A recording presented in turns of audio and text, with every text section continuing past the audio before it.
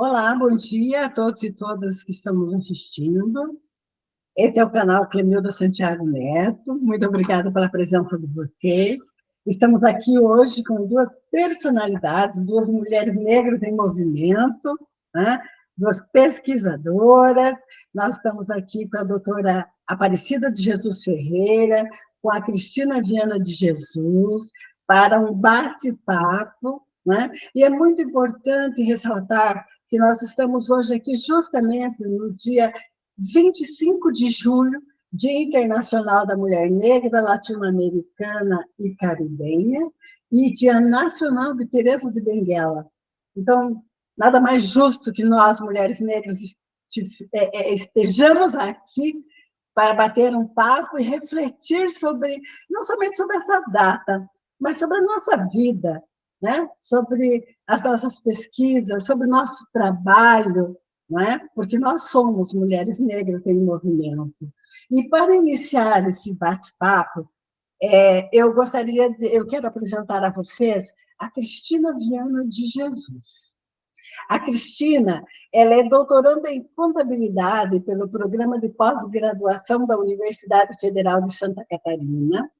Ela é mestre em contabilidade pelo programa de pós-graduação em contabilidade da Universidade Federal do Paraná e é chefe do Núcleo de Planejamento Setorial na Secretaria de Estado da Mulher, Igualdade Racial e Pessoa Idosa. Somos colegas de trabalho, né? Sim. Eu vou estar passando para a Cristina, para que a Cristina cumprimente quem está nos assistindo, para esse nosso primeiro contato. Vamos lá, Cristina, por favor. Bom dia, professora Clemilda. Bom dia, doutora Aparecida. Como a professora Clemilda já falou, eu sou Cristina Viana, trabalho na Secretaria da Mulher, Igualdade Racial e Pessoa Idosa. Gostaria de começar agradecendo o convite para participar, professoras, dessa temática tão importante que é o letramento racial crítico. Sabemos da importância dessa temática nos dias atuais, na nossa sociedade. Sabemos que o letramento racial crítico envolve a capacidade de reconhecer, compreender e desafiar as estruturas dinâmicas raciais que moda a sociedade. Então, gostaria também de agradecer a todos os nossos ouvintes, obrigada pela presença de todos. Professora, passo a palavra para a senhora novamente para dar continuidade a essa nossa conversa. Muito obrigada, Cristina. Nós que agradecemos pela tua presença e por tudo que você vai estar contribuindo conosco nesse diálogo agora, né? E a doutora Aparecida de Jesus Ferreira, ela dispensa comentários, né? Ela possui doutorado em Educação de Professores e Linguística Aplicada pela Universidade de Londres, Inglaterra. É professora associada, aposentada da Universidade Estadual de Ponta Grossa, atuou no curso de Letras, Graduação em Língua Inglesa, Prática de Ensino e no mestrado em Estudos da Linguagem na mesma instituição. Já publicou vários livros, nós vamos conversar um pouquinho sobre isso, não é, doutora? Tem vários artigos publicados em livros e periódicos científicos, tem experiência na área de linguística aplicada, com ênfase em formação de professoras, professores, atuando principalmente nos seguintes temas: formação de professores de língua, prática de ensino de língua inglesa, ensino e aprendizagem de línguas adicionais, análise e desenvolvimento de materiais de ensino, análise de livro didático, tem pesquisado sobre letramento racial crítico e os processos de construção de identidades sociais de professores de línguas e de identidades sociais, raça e gênero. Foi pesquisadora visitante, me corrija se eu pronunciar errado, pelo King's College London, Universidade de Londres, Inglaterra, por 6 meses. Foi professora visitante na University of Bristol, Inglaterra, de fevereiro de 2020 a julho de 2020. é professora associada da Associação de Linguística Aplicada do Brasil e da Associação Brasileira de Pesquisadores Negros e Negras. Foi membro do NUREX, Núcleo de Relações Étnico-Raciais, de Gênero e Sexualidade, coordenou o Grupo de Estudos e Pesquisas em Linguagem e Identidades de Raça. Gente, é o currículo resumido, ok? Vamos lá, professora Aparecida, doutora, né? Professora doutora, que prazer ter você aqui conosco. Obrigada, Clemilda, pelo convite. É um grande prazer estar aqui com vocês. Obrigada, Cristina, por estar aqui conosco também. Eu gostaria de também dizer para todas as pessoas que também estão assistindo essa nossa conversa, que é um prazer estar aqui, poder dialogar com vocês também nesse dia tão importante, que é o dia 25 de julho, que é o Dia Internacional da Mulher Negra e Latino-Americana e Caribenha, e também o Dia Nacional de Teresa de Benguela. Então, é um grande prazer estar aqui, poder dialogar com vocês. Agradeço, e será um prazer também ver os comentários de vocês nessa nossa conversa, e assim a gente pode continuar dialogando também. Então, muito obrigada, e parabéns, Clemilda, pelo seu canal, por essa iniciativa de poder trazer possibilidades de diálogo com pessoas sobre temáticas tão importantes para nós que se refere às questões raciais, principalmente nesse Dia Internacional da Mulher Negra, Latino-Americana e Caribenha. Muito obrigada. Nós que agradecemos a tua presença e a tua disponibilidade. Mas vamos lá. Doutora Aparecida, me diga uma coisa. O dia 25 de julho é o Dia Internacional da Mulher Latino-Americana e Caribenha e o Dia Nacional de Teresa de Benguela. Existe a possibilidade de se estabelecer um link com o letramento racial crítico? Existe sim, Clemilda, principalmente porque a gente pensa na questão do letramento racial crítico, que é letrar as pessoas, trazer informações sobre questões de raça, e nesse sentido, quando a gente pensa na questão de mulheres negras, por exemplo, como no caso da Teresa de Benguela, é de fundamental importância, porque além da questão de raça, nós estamos trazendo também uma intersecção, que é a intersecção de gênero, né? Então, falar da mulher negra, por exemplo, e falar de Teresa de Benguela, que foi uma líder quilombola de grande importância no momento em que ela viveu, ela foi uma pessoa que foi uma liderança e que foi um exemplo de autonomia e de organização. Então, nesse sentido, trazer essa reflexão de pensar a mulher negra como uma pessoa autônoma e, ao mesmo tempo, organização, ela é de fundamental importância, pois possibilita que nós possamos pensar a questão de letramento racial crítico interseccionada com as questões de gênero, em um país em que nós sabemos que a mulher negra ainda está em desvantagem social. Ela está em desvantagem social de várias formas, né? Com relação à questão de estar em posições de poder, com relação a estar com relação à questão de equidade salarial. Então, essas são algumas das questões que discutia a questão do letramento racial crítico, interseccionada com as questões de raça, classe, profissão, e também a questão de idade é fundamental em um país que 28% da população brasileira são mulheres negras. Ou seja, nós, mulheres negras no Brasil, somos maioria. Então, precisamos trazer essas reflexões, e essas reflexões voltadas para uma questão de letramento racial crítico. Então, quando eu comentei aqui agora, por exemplo, de falar sobre a questão de raça e de gênero, raça, interseccionada com questão de idade, por exemplo, isso é trazer letramento racial para as pessoas, para que elas também possam entender um pouco melhor como é que a gente faz essa inserção da mulher negra em todos os setores da sociedade brasileira. Né? Então, nós podemos pensar a mulher negra estando em estados de poder, na política, em políticas que são desenvolvidas no país, como é que a mulher negra é pensada nessas políticas que são desenvolvidas no contexto brasileiro. Pensando nisso, nós podemos pensar, por exemplo, no contexto da escola. No contexto da escola, como é que está ou é vista a questão da mulher negra na escola? Quantas professoras negras nós temos dentro do contexto da escola? Quantas mulheres negras nós temos como diretoras de escola, por exemplo? Ou universidade, por exemplo? Ou reitoras negras nas universidades? Ou pró-reitoras negras na universidade?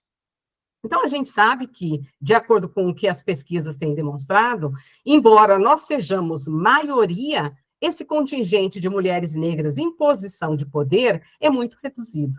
E é muito reduzido do ponto de vista de visibilidade dessas mulheres, quanto é muito reduzido do ponto de vista de questões de salariais também. A mulher negra, na pirâmide social, é a pessoa que menos recebe do ponto de vista de reconhecimento profissional, do ponto de vista também de reconhecimento salarial e estar em posições de poder. Então, falar nesse dia 25 de julho, que é o Dia Internacional da Mulher Negra, Latino-Americana e Caribenha, e relacionar ao Dia Nacional de Teresa de Benguela, pensando qual é o link disso com o letramento racial crítico, é muito importante, levando em consideração algumas dessas questões que eu pontuei.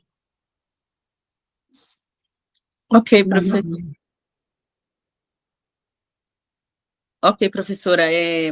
Assim, a gente, enquanto pesquisadora, né, enquanto professoras, a gente tem que realmente incentivar. A gente sabe que o racismo ele foi construído e a gente sabe o quão importante é o letramento racial crítico perante a sociedade.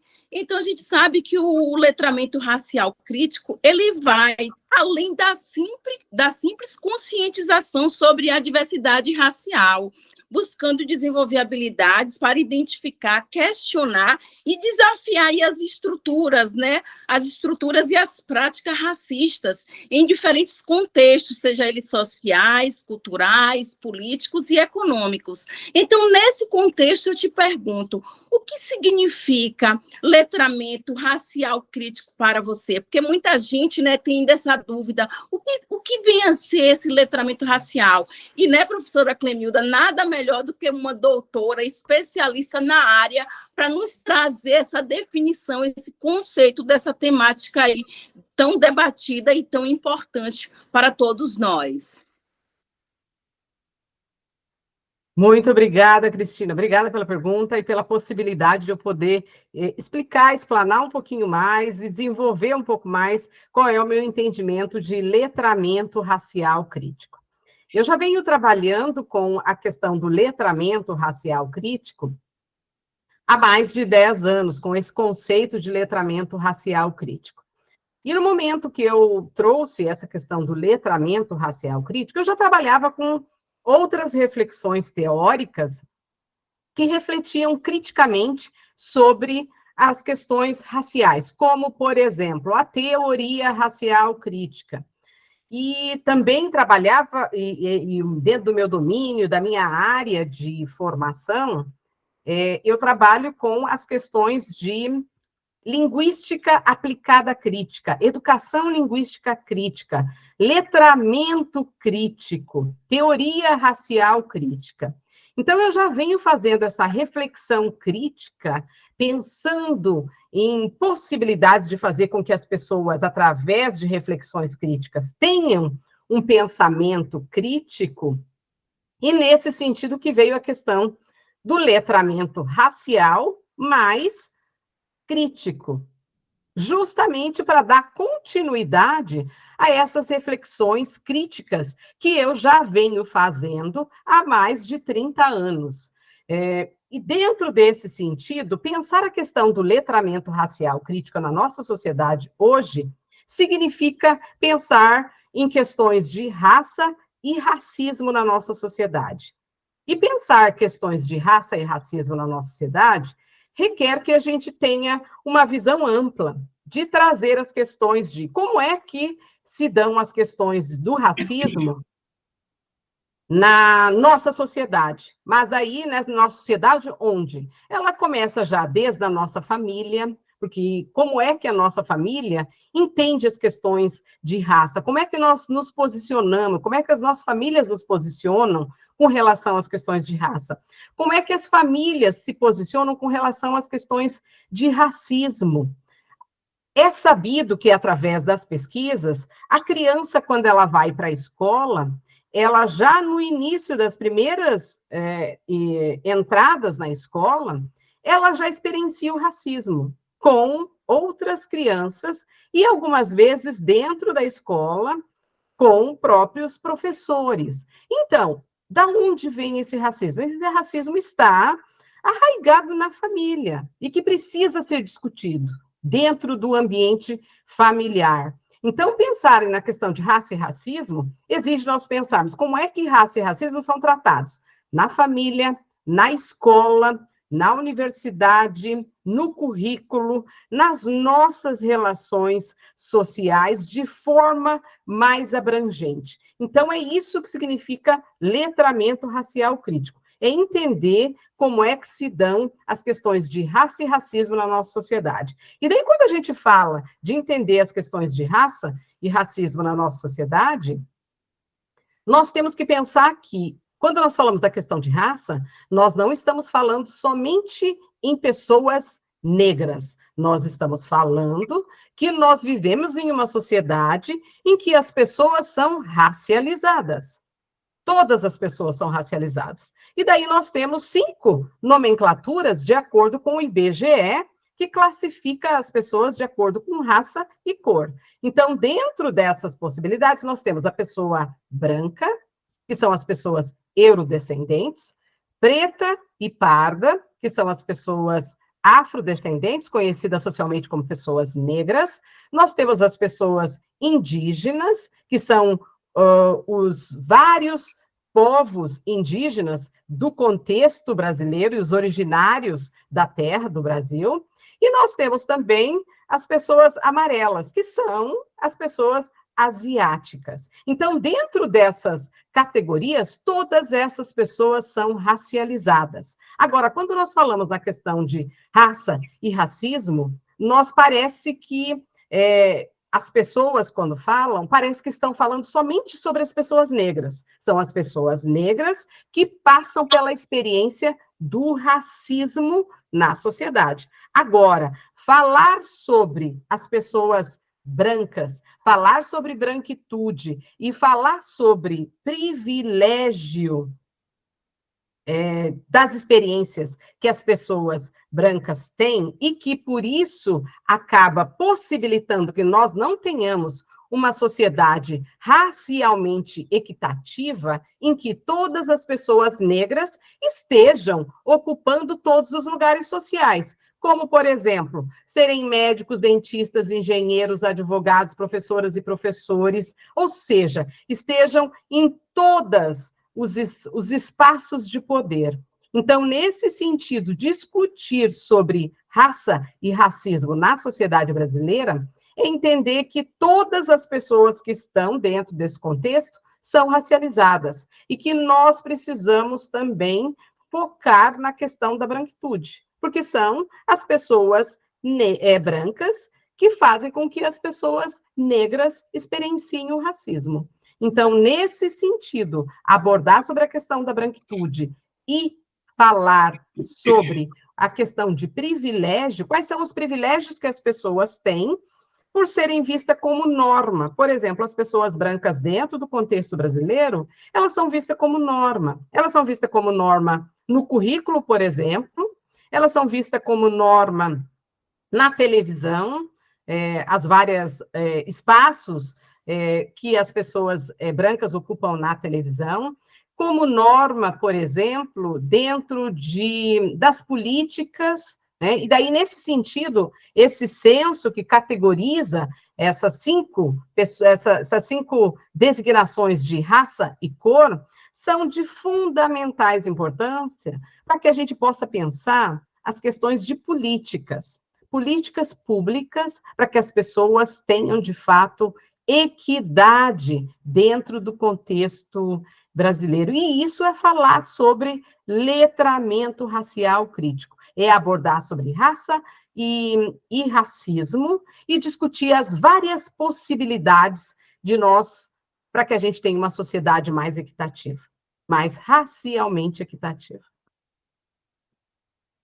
Sim, doutora, professora Aparecida, é importante mesmo a gente discutir sobre a questão de raça e racismo, e principalmente nesse contexto, né, de letramento racial crítico, que significa aí examinar profundamente como esses conceitos operam, né, no nosso dia a dia, influenciando, sim, nossas interações, nossas percepções e nossa identidade. E a gente sabe que o letramento racial crítico, ela é uma abordagem poderosa para enfrentar o racismo de maneira sistêmica e, como a senhora falou, para promover uma sociedade mais justa, mais igualitária, mais equitativa, né? Então, por isso a importância dessa temática para toda a sociedade. Professora, tá? Professora, abre o microfone. Ouvindo vocês, eu estou tão maravilhada que eu até esqueci aqui do microfone, mas,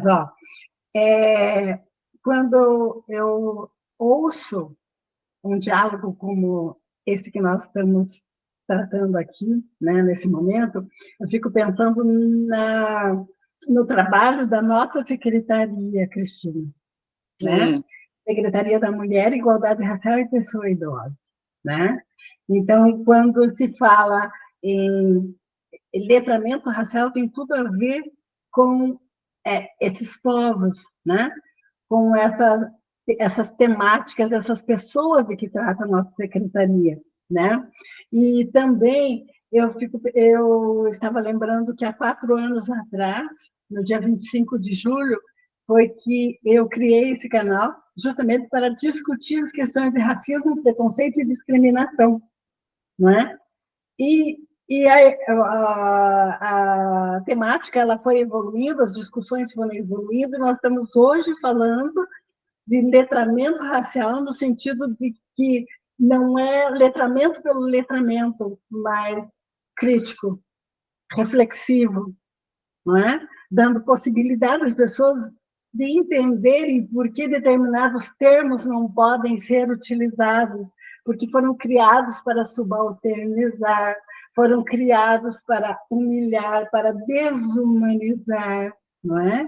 Então, todas essas possibilidades, não é, que nós estamos tendo, porque nós pesquisamos, porque nós estudamos, porque estamos colocando à disposição da sociedade esse tema dessa forma, e de uma forma simples, de uma forma fácil, de fácil entendimento, não é?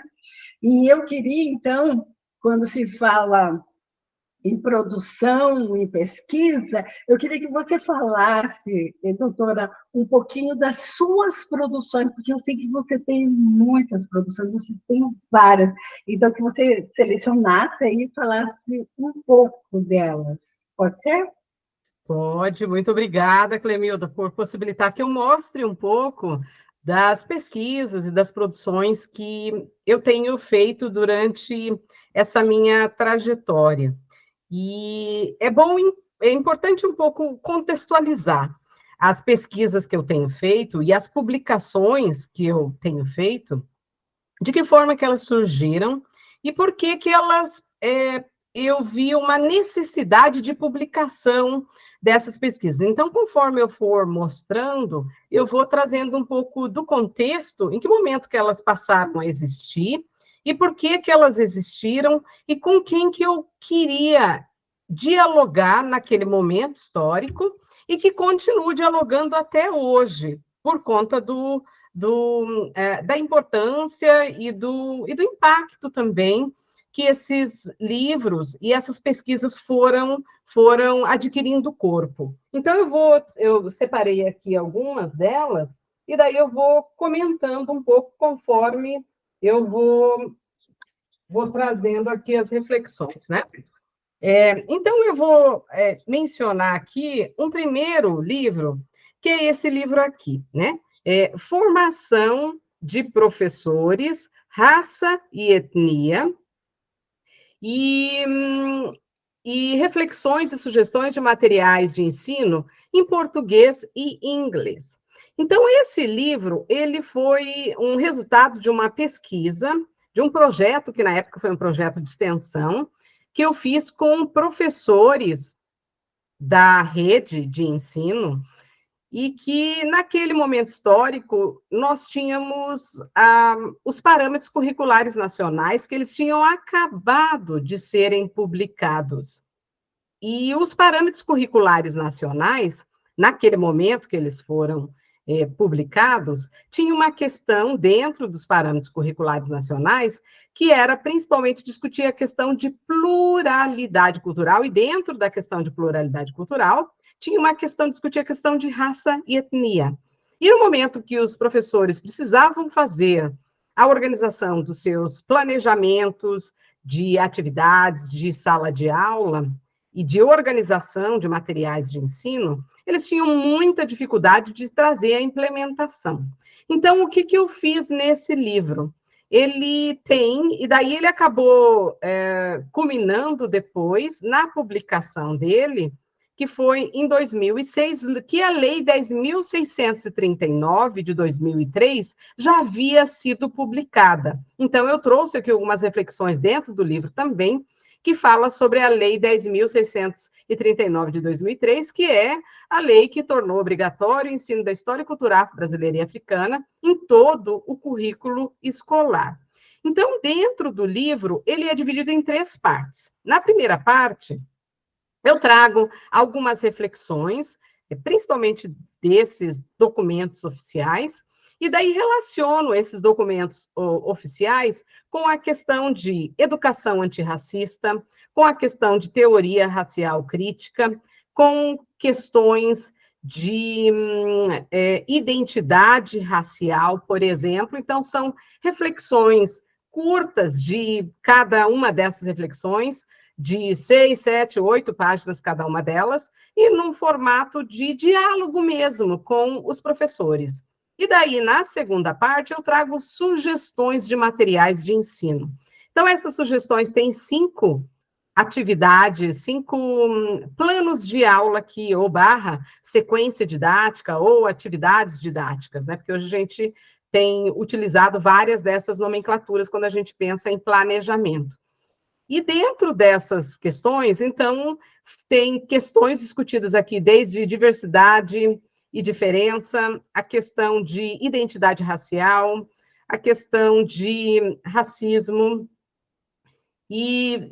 tem várias atividades aqui dentro de cada uma dessas unidades didáticas. Ela está escrita tanto em português quanto em inglês, para que os professores de inglês, caso queiram, também possam utilizar. Então, esse material aqui, ele foi feito com todos os professores da rede que participaram, que foi um grupo legal de professores na época, que deu quase que 60 professores, e que eles utilizaram esse material dentro de sala de aula. E daí eu tive a possibilidade de conversar com cada um deles para que eles me dessem sugestões do que implementar e o que melhorar nesse material didático. Então, nesse material aqui, que tem essas unidades didáticas, né?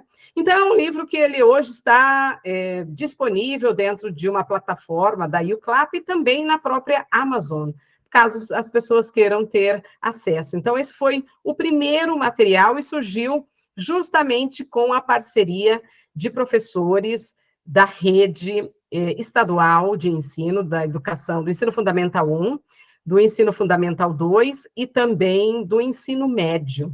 Então, foi fantástico, e hoje ele é utilizado tanto por professores e professoras, quanto na universidade também, para os cursos de formação de professores. Então, esse foi o primeiro que foi publicado, e daí aí está a razão de eu querer publicar, e que me trouxe muita alegria esse livro, né? Aí eu tenho depois desse livro, aí tem outros depois que foram feitos que eu fiz organização de livros, eu convidei várias pessoas para participarem das organizações de livros que eu fiz, e que estão publicados em várias editoras. Eu trouxe aqui só os livros individuais meus, né? E as parcerias, eles estão disponíveis em vários lugares também. E daí, esse livro aqui, Letramento Racial Crítico através de narrativas autobiográficas. Então, esse livro foi publicado em 2014, eu fiz a pesquisa, 2015 ele foi publicado, ou seja, já tem mais de 10 anos que eu falo sobre a questão de letramento racial crítico. E nesse livro, especificamente, ele traz aqui narrativas autobiográficas de pessoas, professoras, respondendo como é que eu me dei conta de que o racismo existe. Então, tem várias questões aqui que os professores e professoras trazem, que mostra, por exemplo, onde é que o racismo está e como é que ele impacta a vida de cada uma dessas pessoas. E daí há questões aqui, por exemplo, de famílias interraciais, as pessoas experimentando essa questão do racismo dentro de famílias interraciais, na escola, na universidade, no ambiente de trabalho, de experiências que tiveram na rua, experiências que tiveram em entrar em ambientes de lojas, supermercados, ou seja, todas as questões que a gente escuta sobre as experiências que as pessoas têm como racismo estão dentro dessas 16 narrativas. E daí, o que eu fiz com essas 16 narrativas? Eu trouxe reflexões e também dando sugestões de leituras para que as pessoas possam implementar essa reflexão deste letramento racial crítico através dessas narrativas autobiográficas. E daí tem sugestões de artigos, tem sugestões de livros, sugestões de documentários, sugestões de vídeos,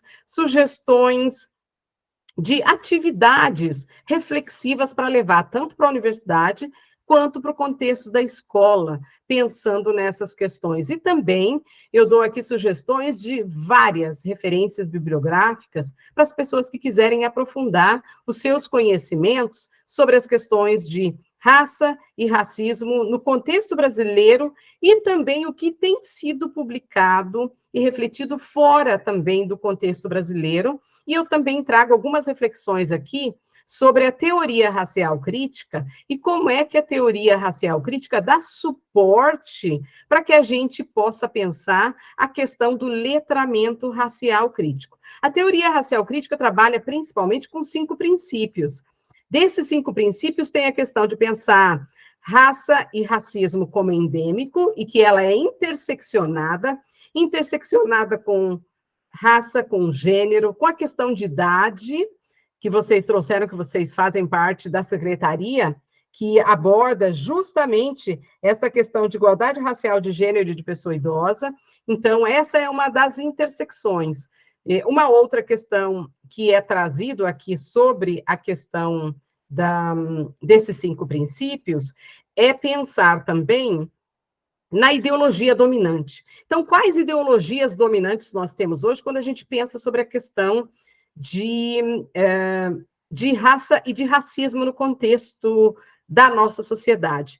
Por exemplo, a questão da meritocracia. E a gente sabe o quanto que a questão da meritocracia é prejudicial para nós, pessoas negras, né? Nós precisamos do quê? De oportunidades, porque são as oportunidades que possibilitarão que nós possamos, de fato, galgar espaços dentro da sociedade. E as cotas raciais e ações afirmativas têm mostrado o quanto que isso é importante, né? E daí é discutido também sobre a questão da branquitude, e também nós podemos englobar e inserir aí um pouco de questionar a questão da democracia racial. Porque quando nós trazemos as questões de estatísticas para pensar a questão da democracia racial, nós vamos perceber que as pessoas negras, elas estão na base da pirâmide com relação a acesso a emprego, atendimento hospitalar, acesso à moradia, acesso à universidade e acesso à escola. Então, essa democracia racial, quando nós olhamos as estatísticas, na realidade é um mito, né? E por isso que a gente fala do mito da democracia racial. Além de refletir também sobre as questões de branquitude e privilégio, e a questão da branquitude como norma. Então, esse é um segundo princípio. Um terceiro princípio entra as questões de pensarmos as questões de justiça social. E dentro dessa questão de justiça social, nós podemos pensar sobre as políticas, né? E daí nós podemos pensar aí sobre a Lei 10.639, que torna obrigatório o ensino de história cultural brasileira e africana em todo o currículo escolar, de 2003, a Lei 11.645 de 2008, que além de tornar obrigatório o ensino da história cultural brasileira e africana em todo o currículo escolar, inclui a questão indígena também. E daí, pensando em políticas educacionais, nós temos a BNCC, que é a Base Nacional Comum Curricular, e como é que a Base Nacional Comum Curricular insere as questões de raça e etnia, e insere as reflexões das pessoas negras, por exemplo. Então, nesse sentido, nós sabemos que a Lei 10.639 de 2003 e a 11.645 de 2008 estão inseridas na BNCC. Nós podemos pegar e pensar também, dentro do contexto escolar, pegarmos e pensarmos sobre também a questão do PNLD, que é o Programa Nacional do Livro Didático, e como é que o Programa Nacional do Livro Didático reflete sobre as questões raciais e de equidade racial dentro do livro didático.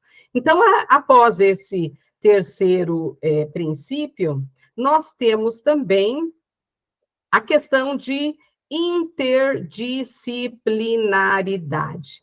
Então, quando nós falamos das questões raciais, nós precisamos de ir para a sociologia para refletir sobre a questão de raça, de gênero e de idade ou geração, por exemplo, né? E questões sociais. Então, nós precisamos para a sociologia, como nós precisamos ir para os estudos de gênero, como nós precisamos ir para os estudos críticos de raça, como nós precisamos ir para refletir sobre as questões de história, como nós precisamos ir e refletir sobre as questões de trazer a psicologia, porque hoje nós temos um contingente importante de pessoas estando adoecidas por conta do racismo que elas experienciam no cotidiano. Então, refletir sobre a questão de interdisciplinaridade é de fundamental importância. E daí, o quinto e último princípio da teoria racial crítica, que dá suporte para o letramento racial crítico, entram as questões de experiências vividas, que é de trazer as narrativas e as contranarrativas, que são as experiências que as pessoas passam com racismo no cotidiano, que podem ser trazidas através de narrativas, através de poemas, através de cartas, através de fotografias, através de brinquedos, então, e contando narrativas a partir dessas experiências. Então, esse livro, ele aborda todas essas questões que eu mencionei. Aí, um outro livro que tem sido bem utilizado, e que esse livro já foi um livro mais recente, de 2017, que é As Bonecas Negras de Lara. Então, esse livro, ele surgiu por uma questão de que eu já queria, em algum momento, escrever um livro de literatura infantil, mas que ele surgiu no momento que eu ganhei uma sobrinha, neta, uma menina, e que eu quis escrever esse livro para essa sobrinha, neta, menina, que é minha afilhada hoje, para que ela também tivesse orgulho da sua identidade racial como menina negra, que ela quisesse bonecas negras, porque o que as pesquisas demonstram é que as crianças, elas têm uma questão de não aceitar ou de não querer bonecas negras. E isso tem várias reflexões que são feitas a respeito disso. Uma, porque elas não são apresentadas como bonecas bonitas, como bonecas que elas estejam na escola, dentro da caixa de brinquedos da escola, que as pessoas comprem bonecas negras para dar para as crianças de todos os pertencimentos étnico-raciais. Que hajam brincadeiras com bonecas negras, por exemplo, que as bonecas negras estejam na caixa de brinquedo das escolas, que as pessoas responsáveis pelas crianças, que elas tragam e contem histórias com bonecas negras. Então, essa foi a intenção de escrever esse livro. E daí, esse livro, ele foi, no momento que ele foi feito, ele teve um apoio de publicação e que foi distribuído em grande parte das escolas do Paraná, bem como a Secretaria de Cultura do Paraná, que daí ficou responsável em fazer essa distribuição para o Paraná inteiro. Então, ele é um livro que ele foi muito e tem sido muito utilizado. Hoje, que já foi aquele período que teve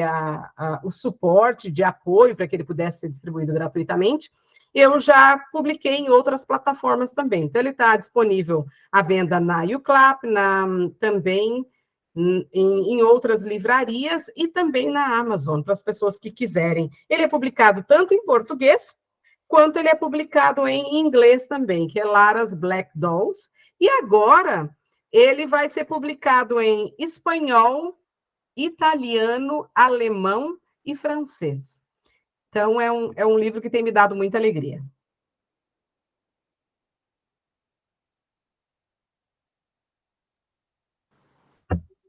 Que orgulho!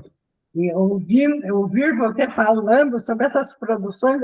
Bom, faz muito tempo que eu tenho conversado com você, a gente tem pensado nesse trabalho que nós estamos realizando aqui, e esse é o primeiro, viu? Porque eu sei que você tem muitas outras produções, e vamos ter alguns outros trabalhos aí, vamos trabalhar junto.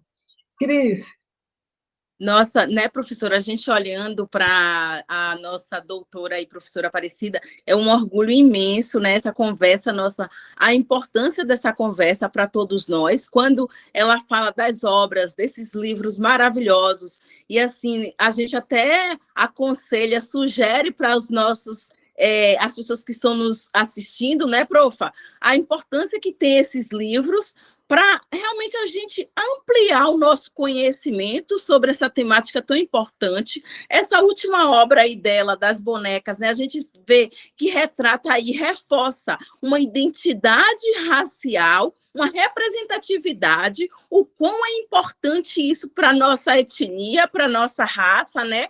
Então, assim, eu aconselho a todas as pessoas que estão nos ouvindo neste momento a adquirir. Corre lá, pessoal, e compra esses livros maravilhosos, né? Onde a gente vai realmente ter conhecimento, enriquecer sobre essa temática, poder discutir, plantar uma sementinha na família, na escola, na comunidade, na sociedade, e a gente vai, assim, gerando frutos para as futuras gerações, para a gente ter uma sociedade mais justa, mais igualitária, livre aí de racismo, de preconceito, de qualquer forma de discriminação. Então, professora, doutora Aparecida, eu vi que na primeira obra que a senhora apresentou, que fala sobre a formação de professores, raça e etnia, e vários cursos que a senhora tem aí ministrado. Eu te pergunto, quais são as dificuldades dos professores na implementação da Lei 10.639 e da Lei 11.645?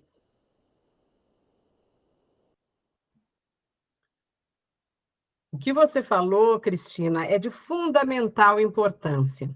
É de fundamental importância porque quando a gente pensa no contexto da escola e de pensar a implementação de uma escola que seja racialmente equitativa e que considere e que traga todos os pertencimentos étnico-raciais com representatividade e visibilidade dentro do ambiente escolar, há uma necessidade de organização e de planejamento para que as pessoas possam entender tanto a Lei 10.639, de 2003, que é a lei que torna obrigatório o ensino de História e Cultura Afro-Brasileira e Africana em todo o currículo escolar, e a 11.645, de 2008, que é a lei de tornar obrigatório o ensino de História e Cultura Afro-Brasileira e Africana em todo o currículo escolar, ela também insere a questão indígena.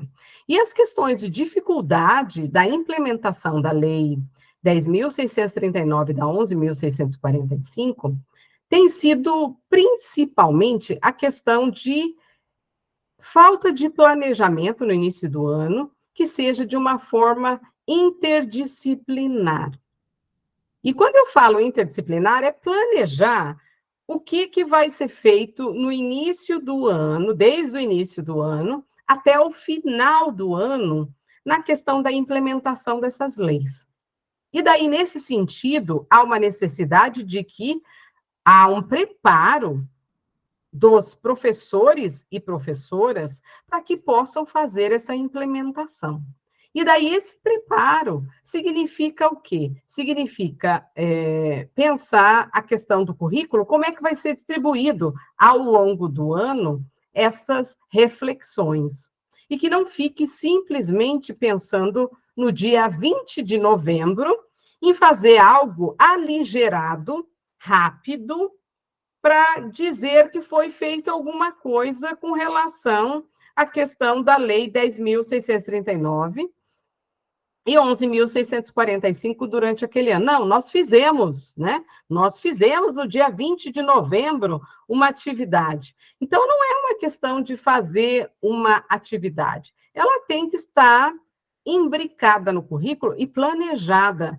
E não só planejada, como também tem que haver um monitoramento de como é que essa implementação está sendo feita, né? Um monitoramento não no sentido de cobrar somente desses professores e dessas professoras que isso seja feito, mas um monitoramento no sentido de, então, em que momento que isso vai ser feito, como é que ele vai ser feito, e que suporte pedagógico esses professores e essas professoras receberão da direção e da equipe pedagógica da escola, para que isso possa ser, de fato, implementado.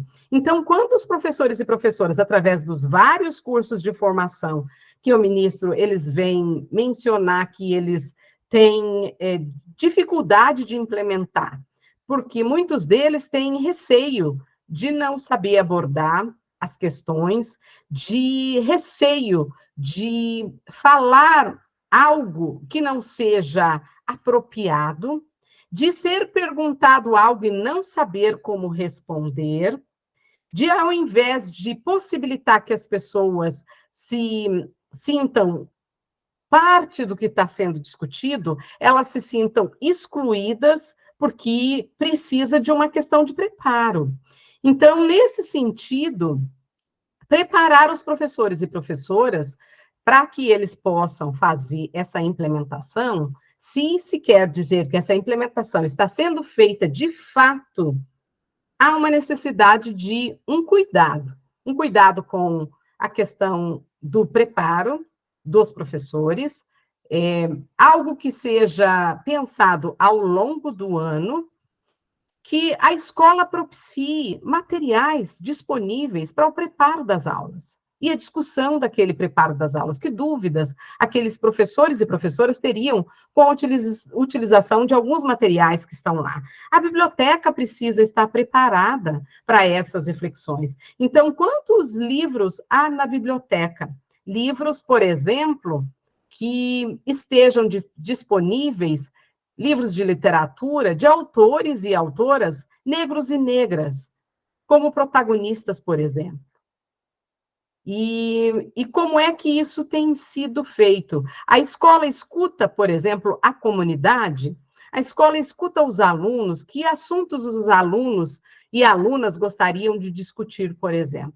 Então, essa questão das dificuldades que os professores trazem, que faz com que eles, muitas vezes, não implementem, tem muito a ver com a questão da falta de preparo e o receio de não fazer o que é esperado e de ficar sendo exposto a uma situação por uma questão de que eles, na realidade, não sabiam, né? Então, quando nós vamos ver essa falta de preparo, nós ainda temos, embora a lei 10.639 de 2003, ela já está com 21 anos de que ela foi implementada. Agora, como é que, de fato, tem sido a implementação em todos esses lugares?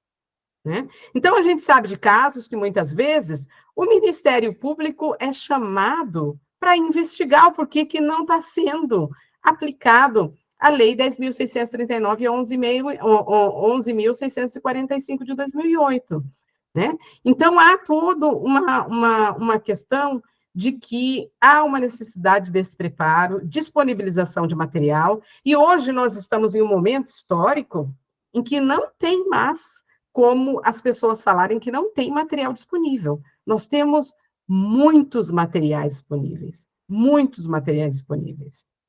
Esses materiais disponíveis estão disponíveis, por exemplo, desde a Associação Brasileira de Pesquisadores Negros e Negras. Então, ela tem um material importante disponível dentro do site da ABPN.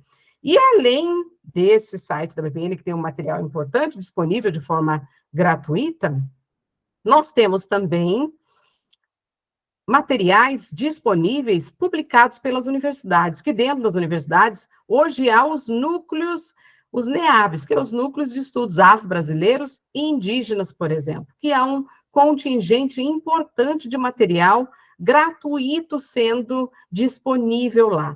E entre eles, eu vou dizer um pouco do NUREGS, o NUREGS que era o Núcleo de Relações Étnico-Raciais de Gênero e Sexualidade, ao qual eu fiz parte durante muito tempo, dentro da Universidade Estadual de Ponta Grossa. Nós, durante o período que eu estava lá, e ainda continua, porque tem um grande número de pesquisadores, então nós, como pesquisadores do núcleo, além de mim, vários outros professores e alunos e alunas estavam envolvidos. Então, foram produzidos materiais de pesquisa, desde TCC, trabalho de conclusão de curso, mestrado, muito material de mestrado produzido e publicado, vários artigos, foram produzidos também vários livros em cima das pesquisas que foram desenvolvidas e que estão disponíveis gratuitamente para as pessoas acessarem. Isso é só do NUREGS, né? Sem contar que hoje já tem um número de mais que 150 NEABs no Brasil inteiro, né?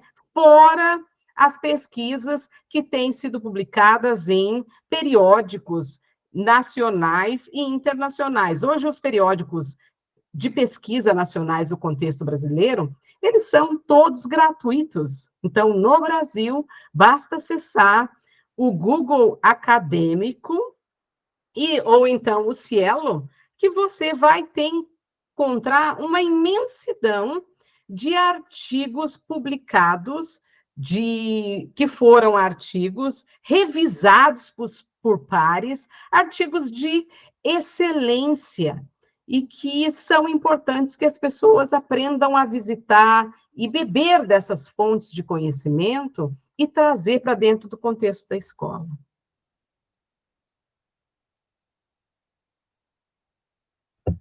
Que maravilha, doutora Aparecida. Na verdade, nós temos muitas questões aqui para você, mas por conta do tempo, nós vamos para nossas duas últimas questões. Eu vou fazer a minha última questão e depois a Cristina vai fazer a dela.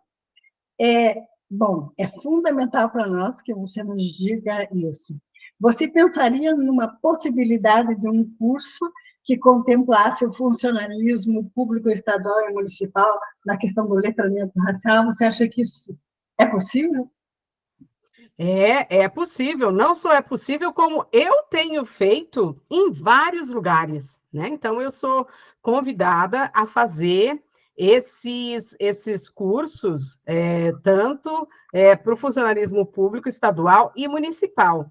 E esses cursos têm trazido assim resultados fantásticos. Tem um deles que eu fiz em Ponta Grossa e que ele acabou sendo resultado em um livro após, né? E que ficou como vários projetos que 60 professores participaram de uma formação que foi ao longo do ano e que fizeram um trabalho maravilhoso. Então, além disso, eu recentemente tive a oportunidade de ser convidada, fui para Minas Gerais, fui online, nosso estudo ocorreu online, fui para Minas, trabalhei com um grupo de professores, trabalhando com as questões de letramento racial com esse grupo de professores, e que foi trabalhar as questões de nomenclaturas e questões que os professores tinham de dúvidas e achavam como importantes para a implementação do letramento racial crítico dentro da escola, e também questões da Lei 10.639, implementação de uma educação antirracista, e um currículo que fizesse, considerasse essas questões da educação antirracista de uma forma interdisciplinar, que tinham professores de todas as áreas do conhecimento. E foi um resultado fantástico, porque após a atividade, nós saímos com atividades pré-prontas e pré-preparadas para que esses professores pudessem implementar isso já dentro do contexto de sala de aula. E também aí, nesse mesmo lugar, eu tive a oportunidade de fazer uma conversa com alunos e alunas do ensino médio. E que foi maravilhoso fazer essa conversa com esses alunos e alunas desses estudantes do ensino médio, porque foi num formato de roda de conversa. Então, nós fizemos isso, foi online também, em roda de conversa, em que eles primeiro foram preparados pelos professores para eles trazerem as perguntas que eles gostariam de fazer. E daí, no momento da interação, nós fizemos num formato igual a esse aqui, pelo Google Meet. E pelo Google Meet, você tem como separar as pessoas em grupo. Aí eu separei eles em grupos e coloquei questões para eles perguntarem, eles trouxeram as reflexões deles com relação às dúvidas que eles tinham, e a gente foi fazendo esse diálogo em roda de conversa, ou seja, eles foram escutados e puderam trazer as questões que para eles eram importantes. Então, foi fantástico essa oportunidade, e eles trouxeram, por exemplo, questões que eles vivenciaram diariamente na escola, como, por exemplo, questões de xingamentos, microagressões, de não ter oportunidade equitativa de participação nas atividades promovidas na escola. No entanto, trouxeram também experiências que alguns professores propiciaram de eles desenvolverem projetos de educação antirracista, que eles foram para a comunidade e fizeram esse trabalho de desenvolvimento de projeto de educação antirracista. Então, foi maravilhoso essa experiência que eu tive, tanto com os professores e professoras, quanto com alunos e alunas. Ou seja, essa possibilidade de um curso que contemple o funcionalismo público estadual e municipal é possível. Eu tenho feito isso há quase que 20 anos do meu trabalho ou mais, e tem tido resultados fantásticos da questão de implementação e da possibilidade de implementação. Nossa, que Obrigada. coisa. Vou passar para a Cris. Que experiência fantástica, né, professora? E a gente percebe que com essas conversas, essas discussões, esses cursos, aprimoramento, a sociedade como um todo só tem a ganhar. eliminar, né, qualquer forma de discriminação, qualquer forma de racismo. E os alunos também conseguem desenvolver aí esse pensamento crítico, essa reflexão, também conseguem ser multiplicadores, né, para que não aconteça mais o racismo, seja em qualquer ambiente familiar, educacional, político, econômico, enfim, muito importante. Parabéns, professora. Professora, vamos para a nossa última pergunta. Uma pena, né, professora Clemilda, porque esse universo é tão grande, tão importante, mas, infelizmente, o nosso tempo corre e a gente precisa também concluir aqui essa nossa conversa. Professora, sabe-se que o racismo ele foi construído. O letramento racial crítico é uma possibilidade de desconstrução? Sim, o letramento racial crítico é uma possibilidade de desconstrução. Eu vou dar um exemplo de como essa possibilidade de desconstrução pode ocorrer, né? Então, eu vou pegar algo em que todos nós, desde o momento que nós entramos na escola, até o momento que nós saímos da universidade, para as pessoas que foram para a universidade, como é que nós passamos por experiências de construção de que o racismo estava presente nas nossas várias experiências, né? Por exemplo, vou pegar o livro didático. Então, todos nós experienciamos o livro didático, desde da educação infantil até o ensino médio e algumas pessoas até a universidade. Então, quando eu pego e olho o livro didático e faço uma análise do livro didático, pensando nas questões de visibilidade e representatividade de todos os pertencimentos étnico-raciais e de gênero dentro do livro didático, as pesquisas que eu tenho feito e que vários dos meus orientandos e orientandas fizeram, demonstra que há uma visibilidade grande das pessoas brancas vistas como norma dentro do livro didático. Então, as pesquisas têm demonstrado que a representatividade de pessoas negras dentro do livro didático tem sido entre 25, 26, 30 e poucos por cento. Ou seja, há uma quantidade de 60, 70% do livro didático, dessa representatividade de pessoas brancas.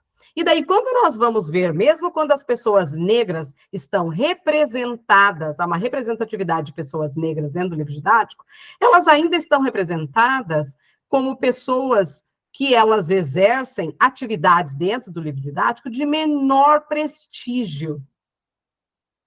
Como, por exemplo, quando nós vamos ver a questão de exercer atividades intelectualizadas. As pessoas brancas exercem atividades intelectualizadas, como sendo médicos, dentistas, engenheiros, advogados, num número substancialmente maior do que a quantidade de pessoas negras exercendo as mesmas atividades intelectualizadas. E quando nós vamos para as questões de lazer e de esportes, por exemplo, as pessoas negras, elas acabam exercendo atividades de lazer e de esporte que ainda são estereotipadas, de colocar as pessoas negras como as pessoas que só jogam futebol ou então que fazem atletismo. As pessoas que exercem atividades de esportes ou de lazer de maior prestígio social são as pessoas brancas, que é, por exemplo, jogando golfe, jogando tênis, fazendo atividades como mexer no computador, no celular, fazendo atividades de ir ao cinema, ao shopping center. Então, são atividades que são mais designadas às pessoas brancas, que essa representatividade está mais colocada para as pessoas brancas, né? Aí, quando nós vamos pensar, por exemplo, com relação às experiências que nós temos na escola e na universidade, por exemplo, nós temos a questão de o currículo.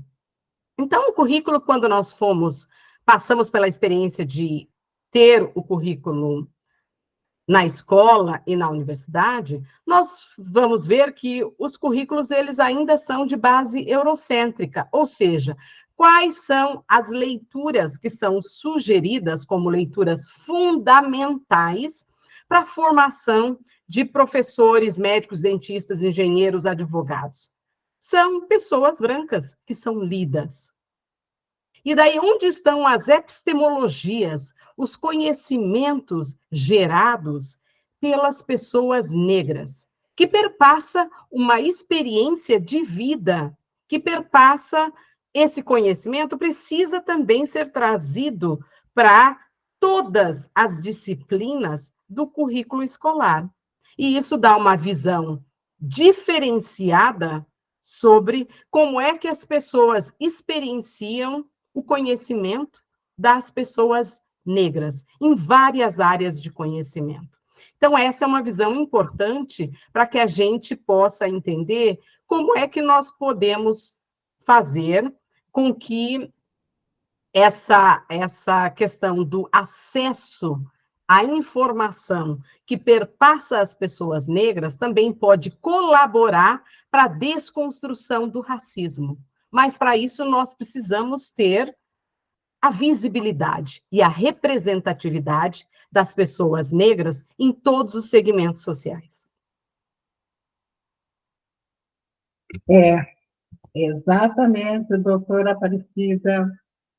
Em todos os segmentos sociais, a representatividade, né? É muito importante aquela referência, né?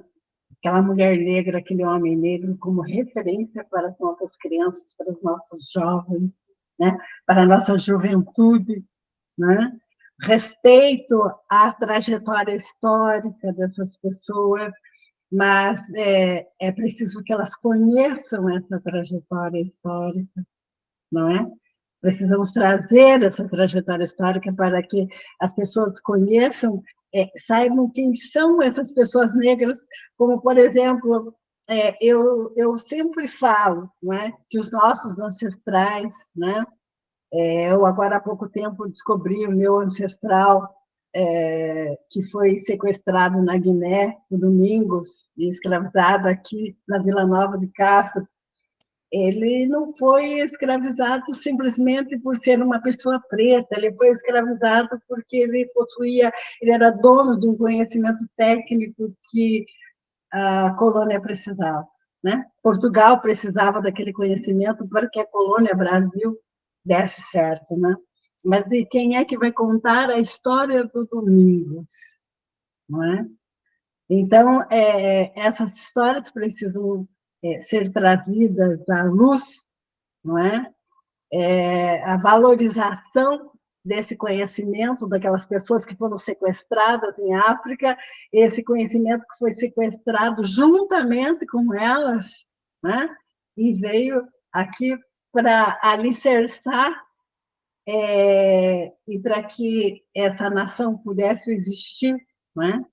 Então, o alicerce, a base dessa nação, está na força e no conhecimento dessa população que foi sequestrada, né? Subalternizada, desumanizada. Então, nesse sentido, como a Cristina colocou, né? E como a doutora acabou de falar, é muito importante o letramento racial para que nós possamos desconstruir essa enfermidade, né? Porque nós possamos curar essa enfermidade que toma conta da nação brasileira e da nossa sociedade, não é? E, em primeiro lugar, essa sociedade precisa reconhecer que está doente, não é? Para que ela possa, para que a cura possa acontecer. E para que ela reconheça, ela precisa entender tudo isso do que nós estávamos falando aqui. Vamos continuar falando, porque esse é o objetivo fundamental desse canal. Eu quero agradecer vocês, né, que abrilhantaram essa volta do canal no dia 25 de julho, hoje completando 4 anos de existência, né? Então, foi um presente mesmo de aniversário que eu recebi, com a presença de vocês, eu agradeço muito e quero passar a vocês para que vocês façam as suas considerações finais, né? A doutora Aparecida, por favor, depois a Cristina, pode ser? Pode. Então, muito obrigada, Clemilda, pela possibilidade de estar aqui e participar dessa conversa, desse diálogo, que foi maravilhoso. E, mais uma vez, parabéns pela organização do canal e desejo muito sucesso e que ele chegue a muitos lugares. Cristina, foi ótimo estar com você. Muito obrigada pelas perguntas generosas e por todo o diálogo que a gente conseguiu fazer aqui também. E as pessoas que estão nos ouvindo, eu agradeço a oportunidade de estar com vocês e é um prazer estar com vocês. Então, nesse dia 25 de julho, que celebra o Dia Internacional da Mulher Negra, Latino-Americana e Caribenha, e também o Dia Nacional de Teresa de Benguela, foi um prazer estar com vocês e desejo a todos, todas e todos vocês um excelente dia e, mais uma vez, obrigada pela oportunidade. Professora Clemilda, eu que agradeço pelo convite de participar dessa conversa. Professora doutora Aparecida, muito obrigada. Foi uma experiência muito significativa, cheia, né, professora Clemilda, de aprendizados, de informações que a gente já somos agentes multiplicadores e vamos continuar sendo. E como vocês falaram aí, nesse dia tão importante, né, que é celebrado o Dia Internacional da Mulher Negra, Latino-Americana e Caribenha, e o Dia Nacional de Teresa de Benguela. Então, assim, eu tenho a agradecer de participar dessa conversa com vocês. Para mim foi uma satisfação imensa. E, professora Aparecida, foi um prazer te conhecer. Suas obras são de extrema relevância, principalmente quando a gente fala de todo esse contexto, né, de racismo, de raça, de letramento racial crítico. Então, muito obrigada pela conversa, muito obrigada pela participação de todos aqui que estão nos assistindo. Quem não tem ainda conhecimento, procure realmente, como a professora doutora Maria Aparecida falou, hoje em dia todos têm assim acesso à informação, né? Então, procure se inteirar sobre a temática, sobre o tema, e eu tenho certeza que o letramento racial crítico é uma possibilidade da gente ter uma sociedade aí mais justa, mais igualitária, livre de qualquer forma de racismo, de preconceito e de discriminação. Meu muito obrigada a todos, e a todas, e a todos. Então, mais uma vez, eu quero agradecer a todos e todas que estão nos assistindo. Deixem suas considerações no link, tá? Entrem lá, deixem suas considerações, eu vou colocar as informações, os currículos, né?